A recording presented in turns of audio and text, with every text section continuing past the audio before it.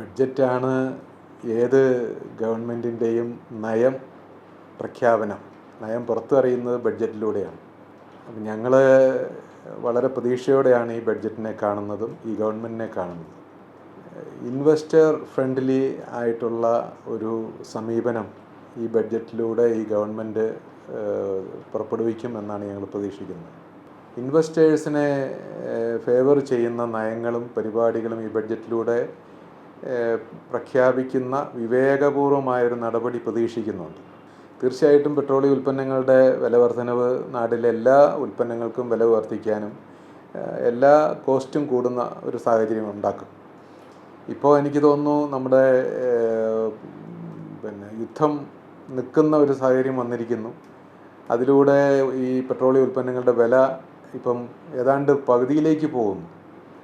അപ്പോൾ കേന്ദ്ര ഗവൺമെൻറ്റും സംസ്ഥാന ഗവൺമെൻറ്റും അത് മനസ്സിലാക്കിക്കൊണ്ട് വില കുറയ്ക്കുന്നതിന് കമ്പനികളെ നിർബന്ധിച്ച് അത് കുറപ്പിക്കുക.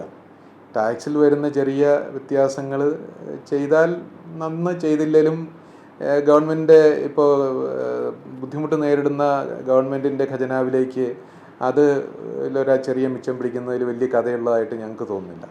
ഇക്കണോമിക് ആക്ടിവിറ്റീസ് കൂടിയ ഗവൺമെൻറ്റിൻ്റെ എക്സ്ചെക്കറിനും അത് കൂടുതൽ വളർച്ചയുണ്ടാക്കും.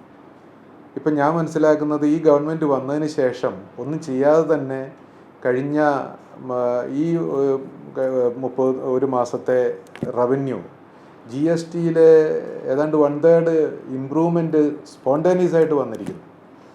അതിൻ്റെ അർത്ഥം എന്താണെന്ന് വെച്ചാൽ ജനങ്ങൾ കോൺഫിഡൻസോടുകൂടി പണം വിപണിയിൽ ഇറക്കാൻ തയ്യാറാകുന്നു എന്നുള്ളതാണ്. അങ്ങനെ അതിന് കൂടുതൽ കോൺഫിഡൻസ് കൊടുത്താൽ കൂടുതൽ ഇൻവെസ്റ്റ്മെൻറ്റ് വരും. അപ്പോൾ അങ്ങനെ ഇന്ന് ഖജനാവിനുള്ള ആ ബാധ്യതകൾ കുറയ്ക്കാൻ അത് ഇടയാക്കും. 2 വ്യക്തികൾ തങ്ങളിൽ ഒരു ട്രാൻസാക്ഷൻ, ഒരു 100 രൂപയുടെ ട്രാൻസാക്ഷൻ നമ്മൾ തങ്ങളിൽ നടക്കുമ്പോൾ അതിനിടയ്ക്ക് നിന്ന് ഒരു 15 രൂപ സംസ്ഥാന കേന്ദ്ര ഗവൺമെൻറ്റുകൾ നമ്മളറിയാതെയോ അറിഞ്ഞോ കൊണ്ടുപോകുന്നു. ഈ ട്രാൻസാക്ഷൻ നടക്കുന്നില്ലെങ്കിൽ ഈ 15 രൂപ സർക്കാരിൻ്റെ ഖജനാവിലെത്തൂല. അപ്പം നമ്മൾ ട്രാൻസാക്ഷൻ ബ്ലോക്ക് ചെയ്യുന്ന കാര്യങ്ങൾ ഉണ്ടാവരുത്.